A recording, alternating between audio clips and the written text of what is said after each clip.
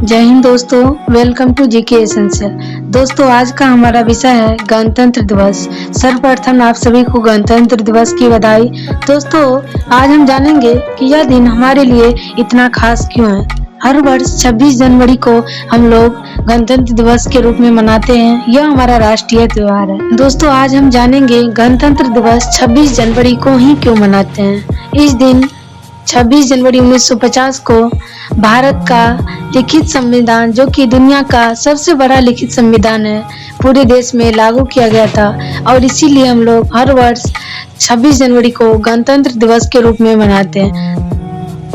दोस्तों, हमारे संविधान की कुछ विशेषताएं हैं जो कि इस प्रकार हैं। हमारे संविधान के लेखक है डॉक्टर भीमराव अंबेडकर जी और इसे बनकर तैयार होने में टोटल समय लगा 2 वर्ष 11 माह 18 दिन।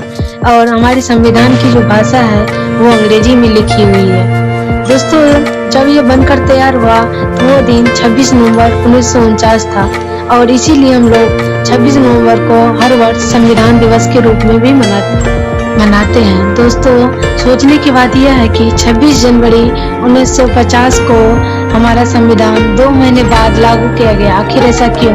दोस्तों, इसके पीछे भी ऐतिहासिक महत्वपूर्ण तथ्य है और तथ्य यह है कि 1929 के लाहौर अधिवेशन में जब इसके अध्यक्ष नेहरू जी थे तो उन्होंने एक प्रस्ताव पास किया और उन्होंने निर्णय लिया कि क्यों न हम लोग प्रत्येक वर्ष 26 जनवरी को स्वाधीनता दिवस के रूप में मनाएं। और यह निर्णय को नेहरू जी ने लाहौर के रावी नदी के तट पे मध्य रात्रि को तिरंगा लहराए और कहा, जब पूरी दुनिया सो रही है तब भारत अपनी स्वतंत्रता की नींव रख रही है। और तभी से 26 जनवरी को हर वर्ष सभी भारतवासी स्वाधीनता दिवस के रूप में मनाने लगे। जब हमारा संविधान बनकर तैयार हुआ 26 नवंबर 1949 को, तो सभी ने निर्णय लिया कि क्यों न हम इसे 26 जनवरी 1950 को लागू करें। ऐसा करने से हमारा जो स्वाधीनता दिवस का है वो एक ऐतिहासिक रूप से हमेशा के लिए यादगार हो जाएगा।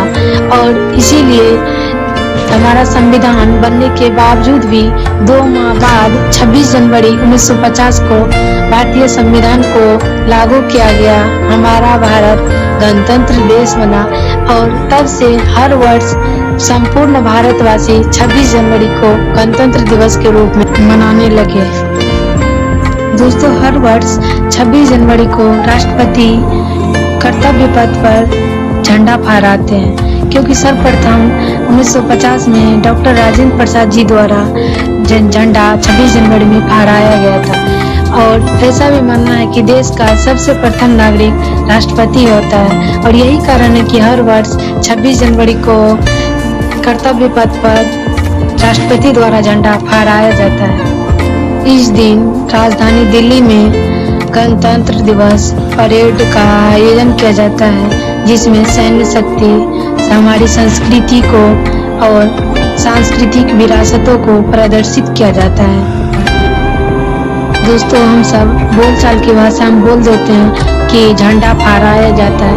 15 अगस्त में झंडा फहराया जाता है, 26 जनवरी में झंडा फहराया जाता है, जबकि ऐसा नहीं है। दोनों में ही संवैधानिक तौर पर बहुत ही अंतर है। 26 जनवरी में झंडा फहराया जाता है जबकि 15 अगस्त में झंडा फहराया नहीं जाता है, जबकि ध्वजारोहण किया जाता है। इन दोनों में कुछ मूलभूत अंतर है।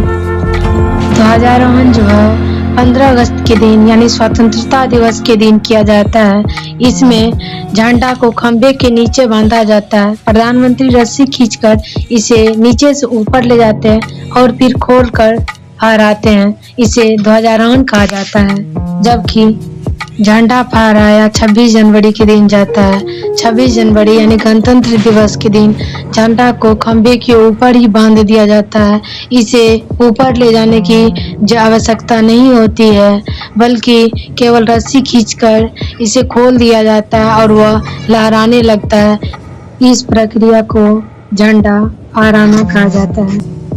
ध्वजारोहण तथा झंडा फहराने में आसान भाषा में अंतर कुछ इस प्रकार है। ध्वजारोहण में जो है 15 अगस्त में किया जाता है, जबकि झंडा फहराया जाता है 26 जनवरी में। ध्वजारोहण में जो है झंडा नीचे से ऊपर की ओर ले जाया जाता है, जबकि झंडा फहराने में इसमें झंडा ऑलरेडी ऊपर में होता है, उसे बस खोलकर फहराया जाता है। ध्वजारोहण जो है प्रधानमंत्री द्वारा लाल किले पर किया जाता है, जबकि झंडा फहराया जाता है राष्ट्रपति द्वारा कर्तव्य पथ पर। Thank you for watching.